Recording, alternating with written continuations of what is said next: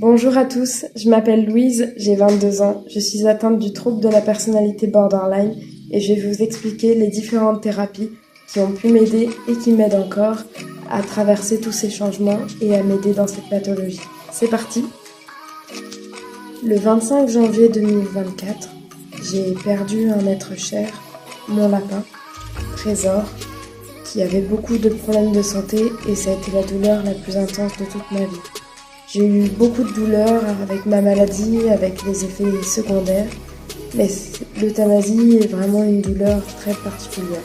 Là où je veux en venir, c'est que la plus belle thérapie qu'on m'a apportée, et la plus saine sans doute, c'est la présence des animaux.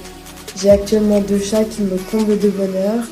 J'ai eu un lapin pendant 5 ans, presque 6, qui m'a énormément appuyée. Je vais vous mettre des petites photos. Quelques petites photos de mon lapin, Trésor.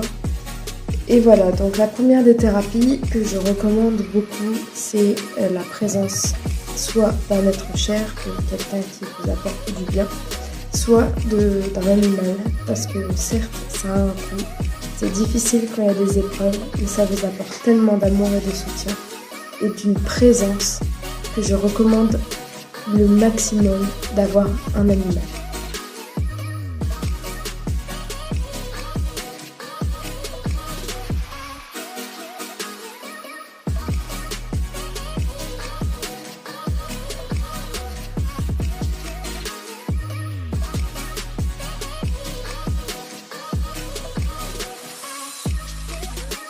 Plus scientifiquement parlant, il y a bien sûr la première thérapie qui sont la thérapie médicamenteuse que je fréquente depuis à peu près 5 ans pour différentes choses comme je vous l'ai expliqué durant mes précédentes vidéos. J'ai bien évidemment la thérapie psychologique, donc j'ai un soutien psychiatrique et psychologique depuis déjà pas mal d'années. J'ai fréquenté plusieurs praticiens. Alors il faut savoir que un praticien ne peut pas convenir à tout le monde et qu'il faut bien choisir son praticien parce que le feeling ne peut pas passer avec tout le monde et c'est très important d'avoir ce feeling avec cette personne parce que c'est avec cette personne que vous allez construire votre mental, votre vision des choses, votre futur et c'est important de se sentir écouté et à l'aise avec la personne avec qui on va se confier et on va s'aider à s'entretenir. Donc aide psychiatrique, aide animalière, aide psychologique. J'ai pratiqué également de l'hypnose, qui a été aussi une très bonne thérapie pour soigner tout ce qui est douleur. Là, on va entamer la thérapie pour mes crises d'angoisse.